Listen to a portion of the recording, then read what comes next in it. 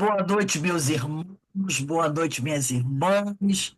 Nós estamos aqui recebendo nessa noite nosso querido irmão Wagner Assis, lá da Casa Espírita Cristã em Vila Velha, Espírito Santo. Vila Velha é uma cidade, um lugar lindo, né? Todo mundo quer conhecer. Lindo, lindo, lindo. Tem história, muita história ali. E na nossa noite de hoje, o nosso irmão. Ele vai conversar conosco sobre o Evangelho segundo o Espiritismo, capítulo 10, item 18. E o item 18 está dentro do item que fala sobre a indulgência. Ou coisa difícil para nós praticarmos, né? A indulgência. E esse item, indulgência, ele, no Evangelho, ele tem o item 16, né, no capítulo 10 a indulgência, 16, 17 e 18. E é o bispo do Fetre, bispo de Neves, de Bordel, que vai conversar, que traz a mensagem, né? Então, eu já vi três itens falando sobre a indulgência, porque há muita necessidade. E o Wagner que vai resolver isso para a gente. Ele é que vai trazer essa informação para a gente, nos ajudar para que nós possamos ser mais indulgentes. Mas antes de nós iniciarmos aqui, eu vou pedir à nossa irmã Carmen para fazer a leitura de um pequeno texto e a prece de abertura. Depois eu passo a palavra para o Wagner. E, Wagner, você tem até 19h20, 7h20 da noite para fazer as suas reflexões, tá bom? E nos ajudar, olha a sua missão. Porque precisamos sair daqui sabendo como ser indulgentes. Carmen, vai lá, minha amiga, faz a sua leitura. Boa noite a todos. E o preparo é desse livro aqui, Baltazar, que nos diz aqui é o tipo Panfiro. Baltazar é o espírito. E a lição aberta, aleatoriamente, é a 40 e diz assim: façamos o bem possível, caminhemos os quilômetros necessários com aqueles que se dizem nossos perseguidores. Trabalhemos nossas ideias, estudemos sempre o Evangelho, para sabermos como nos conduzir diante das inúmeras dificuldades da estrada. Com a certeza absoluta de que o coração do Mestre há de nos conduzir e há de nos socorrer sempre, participemos ativamente da nossa humanidade, dando nossa contribuição eficaz e feliz para que o reino de Deus, que Jesus tanto lutou por implantar, seja finalmente instalado na terra. Então, amigos aqui já preparados, já harmonizados por essa leitura, sabemos o quanto nós necessitamos desse evangelho, que é esse roteiro que nos traz a nossa caminhada certeira.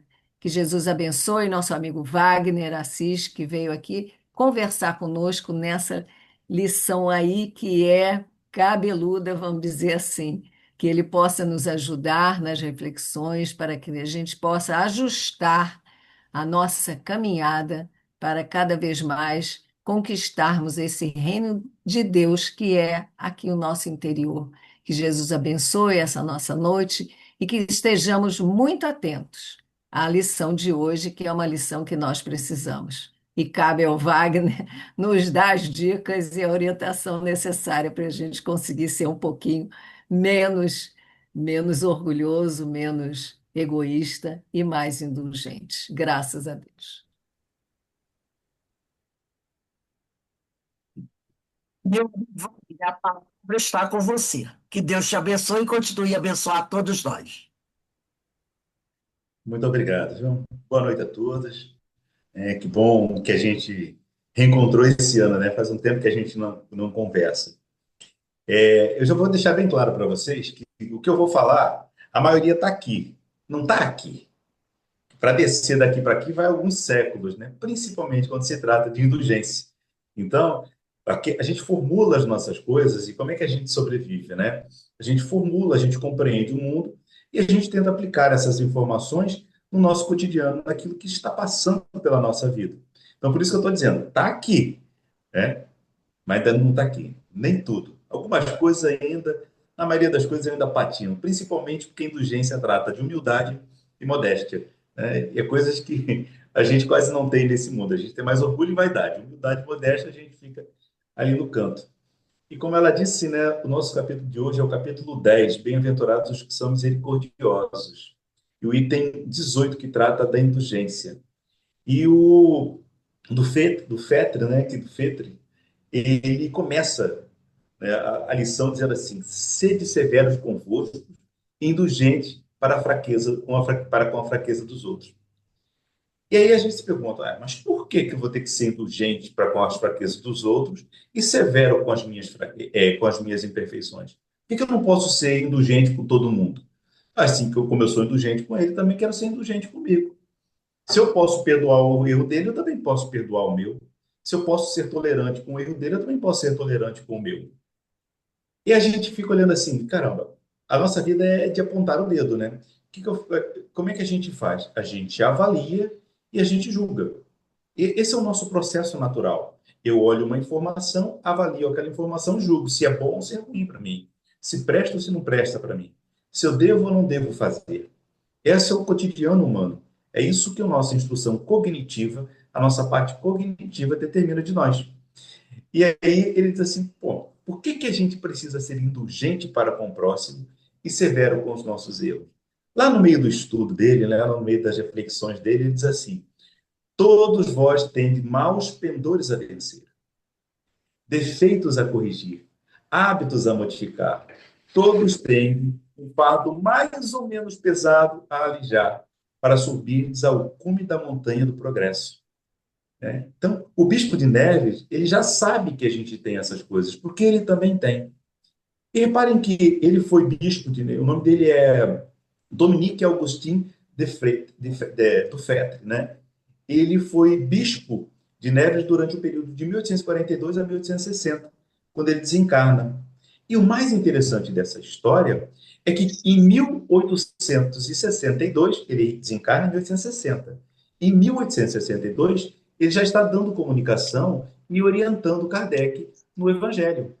Então, 2 anos depois, aquele camarada já está no auxílio de instrução do Evangelho segundo o Espiritismo, que foi lançado em 64. Então, ele desencarna em 60, em 62 ele já está dando orientação, ele é escalado pelo mundo espiritual para instruir o Evangelho, que 15 de abril de 1864 ele aparece para a gente quando Kardec publica. Então, esse camarada tem autoridade para falar sobre indulgência, porque 2 anos depois do desencarne, ele já está dando instrução. Eu estou há milênios fazendo besteira e não consigo nem dar instrução para mim mesmo. Quando eu olho no espelho e falo assim, seu pecadorzinho, você é bom de falar as coisas para os outros, né? Mas para você não faz. Então, ele tem essa autoridade, né? E eu gosto muito da etimologia das palavras, né? Porque a etimologia da palavra, a origem da palavra, ela indica a finalidade para a qual aquela palavra foi criada. Indulgência vem do latim indulgentia, que por sua vez é originária da palavra indulgel. Indulgel significa ser gentil. Reparem que o sentido da palavra indulgência não é de perdão, mas de gentileza, que leva à tolerância, que são condições anteriores ao perdão. Se eu não consigo ser indulgente, se eu não consigo ser gentil, se eu não consigo ser tolerante, se eu não consigo ser compreensivo com o meu próximo, jamais eu conseguirei perdoá-lo. Então, indulgência tem a ver com esse processo que antecede o perdão, né? Porque, e aí o Bispo de Neves, né, ele tem, no texto dele, ele tem duas palavras que orientam todo o texto, que é modéstia e humildade, como eu disse lá no começo, né? Humildade para entender que eu ainda carrego algumas mazelas, que são fardos muito pesados, né, que me impedem ainda de andar muito mais tranquilamente no meu processo de reencarnação. Então, essa minha modéstia vai fazer com que essa minha humildade, né, vai fazer com que eu olhe para mim e diga assim, você ainda tem muitas dificuldades, você ainda tem muitas dores, muitos medos que ainda te impede de andar mais livremente pela terra, que ainda te impede de olhar para o outro e apontar o dedo. E a outra palavra que orienta o texto dele é a modéstia. E a modéstia é para compreender que se eu superei determinadas dificuldades em mim, que eu ainda consigo enxergar no outro, eu preciso entender que eu já passei por aquele momento. E talvez tenha cometido os mesmos erros que ele cometeu. Talvez até piores do que ele cometeu. Então, a humildade é para reconhecer que eu ainda tenho defeitos. E a modéstia é para entender que eu já passei por aquilo. E não foi fácil passar por aquilo. Então, quando eu olho para o outro e compreendo que ele está num estado ainda de cometer erros não inferior a mim, mas que ele ainda não superou aquela dificuldade, eu fico mais compreensível. Eu olho assim, poxa vida, dá para perdoar, dá para relevar. Passei aqui hoje, fui ali na padaria, fui comprar, a menina foi grosseira comigo. Tudo bem. Ela acordou de manhã, pegou o ônibus, pegou o trem, pegou não sei as quantas, para chegar ali 5, 6 horas da manhã, quando abriu a padaria, para que ela pudesse 6h30 vender o pão para mim. Eu não sei como é que ela passou a noite, eu não sei como é que foi o que está acontecendo com ela, mas naquele dia em especial, ela resolveu descontar um pouco do mau humor dela, um pouco das dificuldades delas em cima de mim. E se eu tivesse passando pela mesma coisa? E se eu tivesse vivendo a mesma situação que ela viveu?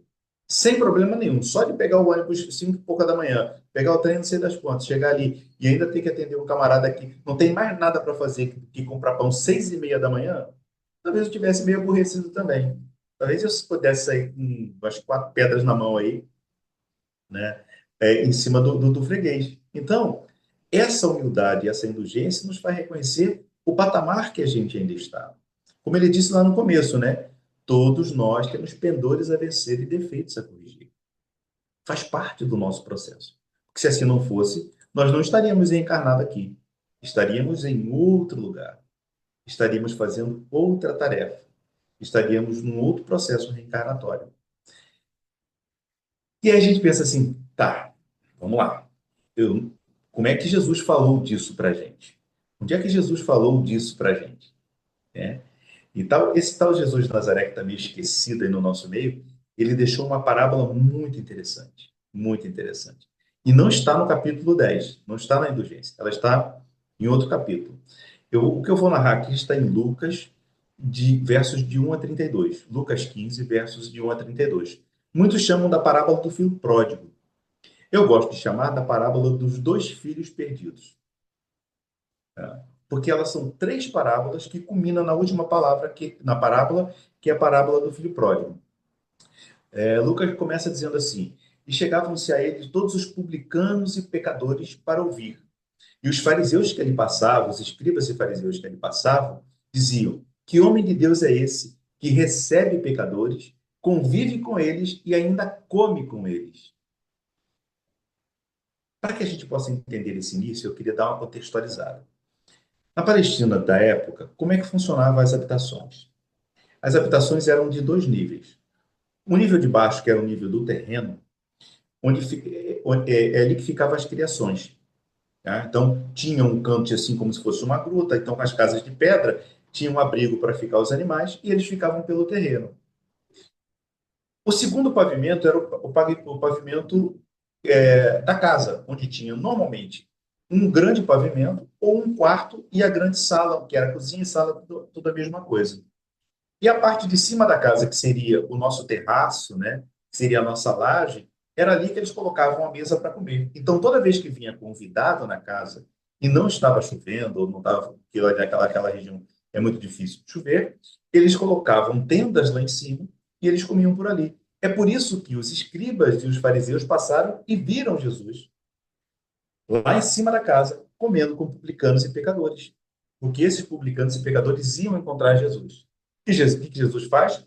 Ele desce, vai até o portão e conversa com os escribas e fariseus. Ele propõe 3 parábolas, né? Ele diz assim, a primeira ele diz assim, olha, que homem dentre vós, tendo 100 ovelhas e perdendo uma delas, não deixaria 99 seguras no deserto e fosse buscar a ovelha perdida, até achá-la? Quem de vocês não faria isso? E achando essa ovelha, Olha detalhe, põe sobre os ombros e, rejubilante e feliz, volta para casa. Convida amigos e vizinhos, dizendo: Alegrai-vos comigo, porque achei a minha ovelha perdida. Digo-vos que assim haverá alegria no céu por um pecador que se arrepende, mais do que por 99 justos que não necessitam de arrependimento. Observem que a ovelha é um animal que se perdeu do rebanho. Ela saiu do rebanho. Ela se perdeu do rebanho. Ela sabia que estava perdida e necessitava ser achada. Reparem esse detalhe. A ovelha saiu do rebanho, ficou perdida, passou por dificuldades, sabia que estava perdida e estava querendo ser achada, porque ela queria voltar para o convívio do seu rebanho. E Jesus diz que essa ovelha que estava perdida e quis voltar para o seio da família, que era o lugar que ela estava, para essa ovelha tem mais felicidade do que para aquelas outras que estavam ali com ele. E aí ele fala assim: e vou lhe propor uma segunda parábola. Qual viúva que, tendo 10 dracmas, se perder uma dracma, não acende a candeia e varre a casa e busca com toda a diligência possível até achar aquela dracma perdida? E achando a dracma perdida, convoca as suas vizinhas e amigas, dizendo: Alegrai-vos comigo, porque já achei a minha dracma perdida. Assim vos digo, que há mais alegria diante dos anjos de Deus por um pecador que se arrepende, estava perdido e foi achado. Reparem que, diferente da ovelha que estava perdida fora, que sabia que estava perdida e queria ser achada, o dracma é um objeto. Estava perdido dentro, não sabia que estava perdido e ainda assim foi achado. Essa é a diferença dos dois. A ovelha e a dracma eram tesouros para aquele homem, era um tesouro para aquela mulher, porque uma dracma para uma viúva é aposentadoria. Viúva, as mulheres não trabalhavam. A mulher tinha dois direitos naquela época. Um era não ter direito e o outro era não abusar do direito que tinha. Então você imagina, se ela tinha 10 dracmas, perder uma dracma significaria alguns anos de vida. Então ela acha aquela dracma e convida todos para compartilhar com ela da felicidade. A ovelha sabia que estava perdida, queria ser achada. A dracma, como objeto, não sabia que estava perdida, mas ainda assim foi achada. E aí ele disse assim: vou lhe propor uma terceira parábola. Um certo homem tinha dois filhos. E o mais moço disse-lhe: Pai, dai-me todas as partes do bem que me pertence. Eu e o homem repartimos bens com os dois filhos. Poucos dias depois, o filho mais novo pegou tudo que tinha e partiu para uma terra longínqua e desperdiçou tudo em alegria, bares, meretrizes. Perdeu tudo que tinha. E havendo gastado tudo, houve naquela terra uma grande fome e começou a padecer por necessidade. Depois que ele não tinha mais nada, a dificuldade apareceu e ele não tinha mais nada. E ele chega até um certo homem e diz: Eu preciso de alguma coisa. Eu preciso de dinheiro, eu preciso de comida. E o homem propõe para ele: Vá apacentar os porcos. Fica lá com os porcos. E ele foi, porque na imaginação dele, estar com os porcos é poder comer alguma coisa. A lavagem, eles chamam lá, né, na parábola, né, das bolotas, a lavagem que o porco comia. Pelo menos ele iria se alimentar. Né? E naquele momento ali, ele cai em si e diz assim: Meu Deus, meu pai tem empregados. E os empregados do meu pai comem mais e melhor do que eu. Não se humilham tanto. Vou voltar à casa de meu pai e vou dizer-lhe: Pequei, pai, contra o céu e contra ti. Tenha-me como empregado, pelo menos para que eu possa ter pão. E assim ele fez. Ele volta para casa. Quando o pai vê o jovem, ele sai correndo, abraça o jovem e fala para os seus empregados: dai-lhe roupa, dê-lhe banho, dai-lhe roupa, coloque o anel no dedo, sandália nos pés, e vá e pegue o novilho mais cevado, para que ele possa se rejubilar com a gente. Porque meu filho estava morto e reviveu, tinha se perdido e foi achado. E vamos alegrar, porque meu filho voltou. Olha só, Meu filho estava perdido e foi achado. O filho mais velho que vê aquela cena, né? Tá chegando do trabalho, de repente ele vê uma cena assim, chama o servo e diz assim: que festança é essa? O que está acontecendo? O empregado diz, o servo diz assim: seu irmão que estava perdido voltou são e salvo, e seu pai mandou buscar o novilho mais cevado para comemorar a sua volta sem nenhuma dificuldade. Ele estava inteiro. E o filho mais velho se recusa a entrar, né? Se recusa a entrar. E diz, e ele manda avisar, né? Avisa o meu pai que eu não vou entrar, eu não vou compartilhar disso. Ele se vê indignado, cara. Por que é que para mim nunca fez nada? E esse camarada foi lá, gastou dinheiro e você está fazendo festa, né? O pai, vendo o filho lá no portão, ele sai da festa sem nada, porque se ele volta do trabalho, se ele está voltando do campo, já está anoitecendo. Ele não traz lanterna. Ele vai, ele vai conversar com o filho, tentando convencer o filho mais velho a entrar para comungar com ele da felicidade do irmão mais novo que veio. E o filho assim, eu não vou entrar, pai. Eu não vou entrar, porque eu te sirvo há tantos anos e nunca transgredi um mandamento seu. Eu nunca pedi um pedaço do seu dinheiro e nunca me deste um cabrito para eu confraternizar ou festejar com os meus amigos. E ele diz assim: meu filho, tudo que eu tenho é seu. Você compartilhou comigo durante esse período todo. Ele não, ele se perdeu. Por isso, dei a ele o novilho mais cevado, né? E a cena termina aí. Nesse momento, a cena termina aí. Prestem atenção. O filho perdido, o filho mais novo, estava perdido fora. Sabia que estava perdido e buscou o pai. É igual a ovelha que se perdeu no campo.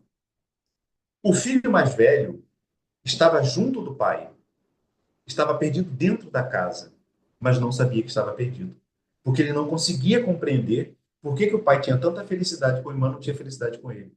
Ele estava apontando o dedo para o irmão. Ele foi pecador, porque pedir ao pai que divida a herança significa que eu quero meu pai morto. E assim que ele saiu, para aquela família, para aquela comunidade, aquele garoto estava perdido. Por isso que o pai diz, ele estava morto e reviveu. Põe-lhes o anel no dedo, significa ele voltou para a minha família. Ele está junto da minha comunidade. O garoto, o mais velho, estava perdido dentro, igual a dracma, não sabia que estava perdido. E Jesus e o pai ainda assim foi lá resgatá-lo. O mais novo estava perdido fora, sabia que estava perdido, precisava ser resgatado, e o pai foi lá e resgatou. Agora voltamos à cena de Lucas. Jesus desce da casa, encontra-se na porta tentando convencer escribas e fariseus a entrar para confraternizar com publicanos e pecadores. Escribas e fariseus, doutores da lei, conheciam a religião palestina, a religião judaica. Estavam dentro, mas não entenderam a proposta daquela religião. Estavam dentro e não sabiam que estavam perdidos. Tinham mazelas dentro deles e não sabia que tinha essas mazelas. Publicanos e pecadores que foram procurar Jesus estavam perdidos fora, procuraram Jesus e tentaram colocar as dores nos ombros de Jesus. Olha a genialidade. Ele colocou três parábolas para informar. Vocês estão dentro de uma religião, conhecem as leis dessa religião, sabem da necessidade de ampararmos uns aos outros e ainda assim não conseguem compreender que aquele irmão que veio me procurar precisa de ajuda. A única coisa que você faz é apontar o dedo, severo com o pecado dos outros, mas indulgente com os seus próprios pecados. Essa parábola é exatamente esse modelo de indulgência que do Fetter coloca para nós.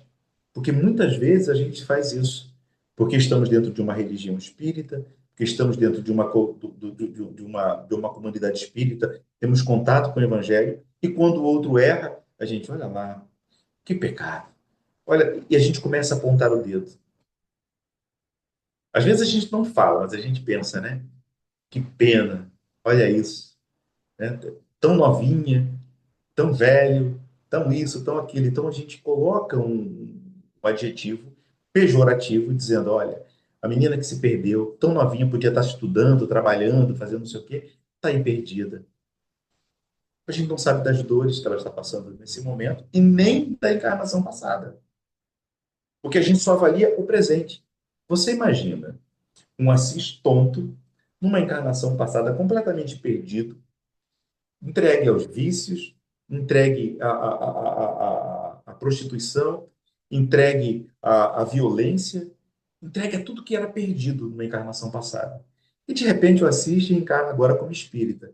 Mas de vez em quando fala mal dos outros, de vez em quando arruma uma confusão ali, tropeça por aqui, briga com o filho, briga com a esposa, não sei o quê. Pensa, olha, o Assis está fazendo isso, mas vocês não sabem o que eu fui na encarnação passada. Hoje eu estou muito melhor do que estava. Se vocês me vissem na encarnação passada, vocês tinham me apedrejado. Se agora me apontam um dedo, imagine se descobrisse que eu fui na encarnação passada. Entenderam? Então, entender todo o processo reencarnatório é olhar para o outro com esse olhar de caridade, de indulgência, né? De compreensão, de tolerância. Porque a gente precisa entender que talvez eu esteja passando pelo mesmo processo. Talvez não no campo da ignorância, não no campo da, do egoísmo, mas em outros campos. Eu tenho outras dores que carrego que eu não sei lidar com ela ainda. Eu tenho alguns medos que eu carrego que eu não sei lidar com ele ainda. Eu tenho alguns pendores ruins que eu ainda não sei lidar com ele. Às vezes eu não sei, porque eu estou dentro, estou perdido e não sei que estou perdido. Olha o que Jesus fez, porque aquela simbologia da mulher que não pegou a lanterna para achar a dracma, que estava perdida dentro, é a simbologia de Jesus. Ele vai para os fariseus sem lanterna, para que ninguém visse que ele estava tentando convencer alguém que sabia das leis e ficasse envergonhado para entrar. Ele foi assim com o filho, para que ninguém visse. Aquele filho que compartilhou com ele, que comeu com ele, não fosse visto pelos outros, porque a lanterna ia colocar luz ao pecado do outro. A gente acende a lanterna para a dificuldade do outro. Então, a pergunta que eu quero fazer para agora, nesse momento, é: de que lado do portão nós estamos? Nós estamos dentro, né? Porque está dentro, né, do convívio com Jesus é ter uma noção real das nossas fraquezas. Ou será que nós não nos dispomos a reconfortar a nossa mente cansada nos ombros de Jesus? Ou será que a gente fica reclamando e apontando o dedo para as mazelas alheias? De que lado do portão nós estamos? Buscando o conforto do ombro de Jesus ou apontando o dedo e reclamando, reclamando e apontando o dedo para as mazelas alheias? Porque se a gente fizer essa pergunta, de que lado desse, porque perdido nós estamos, né? Todos nós estamos perdidos. Uma vez eu falei para né, para um amigo isso, ele deu uma risada, né? Aí eu falei assim, porque se, como diz, né, lá no capítulo, no item 4 do capítulo 12 do Evangelho segundo o Espiritismo, que Kardec diz assim: reconhece o verdadeiro espírita pela transformação moral e pelo esforço que faz para domar as suas más inclinações. Quando ele fala isso, ele estabelece um movimento de trabalho constante, né, onde precisamos avaliar a nossa conduta.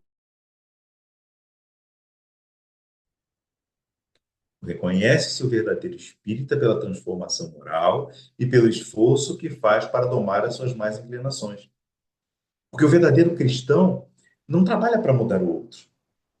O verdadeiro cristão segue os dizeres de Paulo: combate o bom combate, que é contra as suas próprias mazelas, contra as suas próprias imperfeições. Eu jamais conseguirei mudar o outro se ele não quer mudar. Mas eu posso mudar as minhas condutas. Eu posso mudar os meus pensamentos. Então, essa indulgência para com o outro é mais importante porque para que eu não fique só olhando para o defeito do outro e esqueça do meu, né? Então, é, e aí eu entro num ponto polêmico, e até né, o do Fred fala isso. Ele diz assim: precisamos ser indulgentes também com os nossos erros. Não tão indulgentes quanto os erros do próximo, Porque nós vamos cair fatalmente. E aí eu volto naquilo, né, que eu estava pensando lá. Quando eu disse isso, eu estava coordenando uma reunião lá, e eu disse assim: nós fatalmente iremos tropeçar, nós fatalmente iremos cair. Aí ele levantou o dedo e falou assim: Assis, eu preciso corrigir essa sua informação. Nós não fatalmente iremos, nós não iremos cair fatalmente. Nós poderemos cair. Aí eu disse: eu vou usar para você uma frase que o Luiz Fernando Veríssimo usava, né, que desencarnou aí recentemente. Ele diz assim: quando a gente pensa que já tem todas as respostas, a vida vem e muda as perguntas. Então, quando a vida muda uma pergunta, eu não sei a resposta. Se eu não sei a resposta, eu vou errar. Se errar, eu vou cair. É fatal, fatalmente eu vou cair. Mas existe uma opção: ficar caído, vou levantar e continuar andando. Cair é uma regra. Ficar caído é opcional. Eu errei com alguém, eu fiz algo ruim com alguém, eu fiz algo ruim no meu trabalho, na minha casa, no centro espírita, no lugar que a gente esteve. Eu pensei mal de alguém, eu desejei mal a alguém. Ficar naquele momento, isso é opcional. Porque às vezes esse sentimento vem. Às vezes a gente não controla o impulso. Né? Não sei vocês, mas aqui, a gente aqui que está aqui no Espírito Santo, a gente erra bastante. Não sei se o pessoal aí de Petrópolis consegue ainda controlar isso, né? Aqui no Espírito Santo o clima é mais, não é tão frio, né? Aqui é mais calor, o pessoal está mais solto, então a gente erra mais do que aí em Petrópolis. Aí em Petrópolis acho que não erra tanto, não, né, Rosângela? Então a gente erra menos, né? Então, nesse momento a gente precisa levantar, erguer a cabeça, continuar a caminhada. Esse movimento vai exigir esforço, dedicação, humildade, responsabilidade e a certeza de que, como todo o universo se estabelece em harmonia, porque tem uma força maior que conduz esse universo.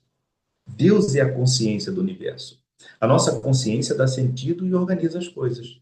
A consciência de Deus dá sentido e organiza todo o universo. O Sol está na posição que ele deveria estar. A Lua está na posição que ela deveria estar.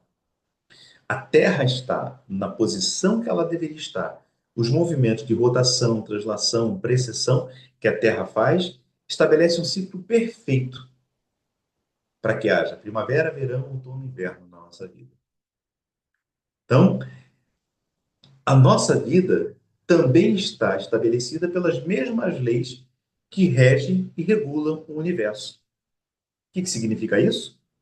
Se o Sol está na posição que deveria estar, se a Terra está na posição e faz o movimento que deveria fazer, se a Lua está na posição que deveria estar e faz o movimento que deveria fazer, todos os astros que compõem o universo fazem, a natureza está perfeita. Germina na primavera, germina no verão, dorme no inverno, na primavera e está dando flores. Então, se esse ciclo é perfeito e obedecem às leis que são as leis divinas, elas estão no lugar certo, no momento certo. E nós, então, que estamos sujeitos às mesmas leis, estamos no lugar certo, no momento certo. Aquele momento que eu estou passando é um momento educativo. Aquilo que eu estou vivendo é uma situação educativa. Se é dor, é educativa, se é felicidade, é educativa. Se é dor, mostra assim, você está caminhando pelo lugar errado. Se é felicidade, compartilhe com os outros assim. Compartilhe com os outros a sua felicidade. Porque é para isso que nós estamos aqui, para compartilhar, né? Então, aproveitar o momento que eu estou vivendo, fazer a vida valer a pena naquele momento, é a nossa maior tarefa. Porque nós não seremos felizes o tempo todo, nós não seremos bons o tempo todo, nós não seremos gentis o tempo todo. Pessoas boas também fazem coisas ruins. Mas aproveitar o momento que nós estamos vivendo é a nossa maior tarefa. E fazer com que aquele momento seja um momento bom, né? Então, entender que todos nós estamos na mesma nave, que é a Terra. Todos nós estamos expostos às mesmas vicissitudes que são inerentes ao planeta que nós estamos vivendo. Todos nós podemos tropeçar. Jamais eu vou falar mal de alguém. Mas um dia, alguém que eu não gosto, que eu não tenho tanta simpatia, que eu não me dou muito bem, faz alguma coisa errada. Às vezes não sai, mas está aqui já está pronto aqui, já está pronto aqui, só não saiu, mas já está pronto. Então, eu vou pensar mal às vezes, eu vou falar mal às vezes. Olhar para essa nossa atitude é que é mais importante do que olhar para a atitude do outro, porque eu já tenho o conhecimento. A doutrina espírita chegou para mim muito cedo ou muito tarde, mas nós estamos já inseridos nessa doutrina. Entender que mais que independentes, nós somos interdependentes. Estar aqui com vocês me obrigou a estudar sobre esse assunto e refletir sobre o que eu estou fazendo da minha vida, em alguns pontos. Eu faço isso cotidianamente, né? Eu sou um pouco severo, meio perfeccionista, mas eu também sou severo com os outros, então eu não sou bonzinho, não. Né? O mesmo rigor que eu tenho comigo, eu tenho com os outros. Então eu devia ser mais indulgente. Esse negócio aí você tem que estar passando para outra pessoa que é mais indulgente do que eu. Mas como a gente está no lugar certo, no momento certo, na hora certa, isso cabe a mim. Dividir essas tarefas, alimentar o outro, distribuir, compreender, organizar, né? Viver em comunidade faz com que a gente aprenda algumas coisas. Tem uma hora que me ocorreu isso, né? Deixa eu ver quanto tempo já tem, faltam 5 minutinhos aí, né? Tem uma historiazinha que diz assim que várias pessoas famintas foram colocadas num círculo. No meio tinha comida, uma porção de comida. E para que eles alcançassem aquela comida, eles tinham uma colher gigante, bem grande, de quase 1,5 metros. Então, a colher permitia que eles chegassem na comida, mas não permitia que levasse essa comida à boca. E eles começaram a morrer de fome.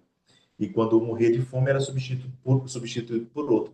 E eles ficavam lutando com aquilo. Eles conseguiam pegar a comida, sentiam o cheiro da comida, mas não conseguiam colocar a comida na boca porque a colher era muito grande. Até que um dia, num desses processos de morte e substituição, chegou uma mulher lá e disse assim: Gente, por que vocês estão morrendo? Porque a gente não consegue, você não está vendo? A gente não consegue colocar a comida na boca. E é proibido que a gente pegue a comida com a mão. Tem que comer com a colher. Ela disse: Ué, então está resolvido. Assim, então o que você propõe? Ela pegou a comida, o camarada do lado, ela abre a boca e ela alimentou o amigo do lado. Aí os outros: Ah, era só isso? Quantos anos nós passamos aqui com fome? Quantos já morreram por isso? E veio alguém e mostrou para a gente que era só eu pegar a minha colher e alimentar o outro. E todos sobreviveram. Então, o processo educativo, esse processo educativo de Jesus de ser indulgente, é mostrar que a gente tem que viver em comunidade, em fraternidade. Humildade e modéstia. Ali, o do Frete fala para a gente, do Frete, né? Porque o acento é circunflexo, mas não sei falar do Frete. Eu vou falar do Frete e vocês interpretem do jeito que vocês quiserem. Mostra para nós que essa tarefa que nós temos de olhar para o mundo como um processo educativo é muito maior do que olhar para o outro e apontar o defeito para ele. Quando a gente perde tempo com o outro, a gente se esquece de olhar para nós. Quando nós deixamos nos envolver em querer mudar o mundo e querer mudar o outro sem mudar a si mesmo, quem perde somos nós. Nós vamos chegar no mundo espiritual e o pessoal diz assim: quanto tempo você perdeu, Assis? Quanto tempo você perdeu? É uma tarefa simples. Mude as suas imperfeições. Divida o seu alimento. Divida a sua luz. Divida a sua alegria. Busque Jesus no momento de dificuldade. Era simples. Mas o meu orgulho não permitiu que eu desse a colher com o outro. Não me permitiu que eu me rebaixasse ao ponto de me colocar no mesmo nível que os outros. Porque se nós tivéssemos um nível diferente, nós não estaríamos aqui. Então, esse olhar que a gente precisa ter para com as nossas imperfeições. Tá? Então, é isso que eu tinha passado para vocês. Espero que possa ter ajudado aí nesse momento, que me ajudou bastante, deu para dar uma olhada nessas coisas e que a gente possa compreender mais o Evangelho. Então, o que eu coloquei para vocês, Lucas 15, e versos de 1 a 32. Dê uma olhada com carinho nessa parábola, que às vezes ela é distorcida pelos nossos amigos aí palestrantes. Agora está contigo. Muito obrigado, meu amigo. Eu até anotei aqui, né? Lucas de 1 a 30, capítulo 1, né?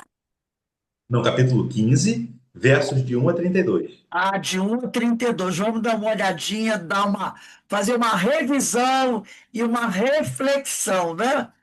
Então, maravilhoso, maravilhoso. Muito obrigado, meu amigo. Realmente você nos trouxe a informação na medida certa e agora a gente vai refletir, né? Vamos nos autoanalisar.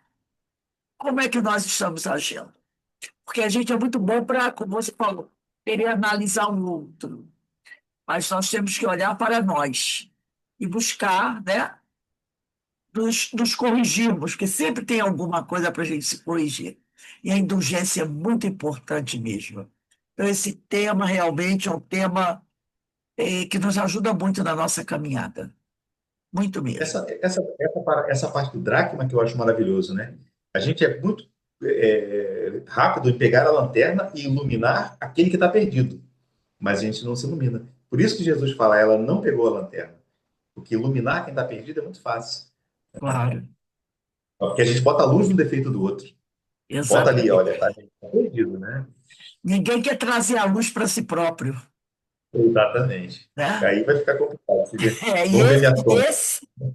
e essa é a questão X, é essa autoiluminação. Então, meu irmão, muito obrigado. Espero poder contar com você mais vezes aqui na Casa de Francisco de Assis, tá bom? Leve o nosso abraço à Casa Espírita Cristã lá em Vila Velha. Diga-lhe que todos recebam assim, um beijo do coração da Casa de Fechar. Francisco de Assis, tá bom?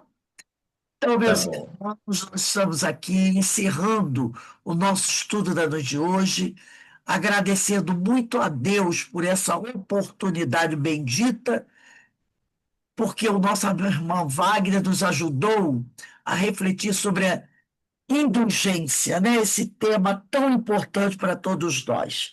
Que o Senhor nos abençoe, que o Senhor nos fortaleça, que o Pai possa nos dar ânimos fortes para que cada um de nós possa prosseguir na sua caminhada, buscando, né, a sua autoiluminação, a sua evangelização. E como diz Pedro de Camargo, eu sempre lembro dessa frase dele, do livro Mestre da Educação: o problema do homem é um problema de educação.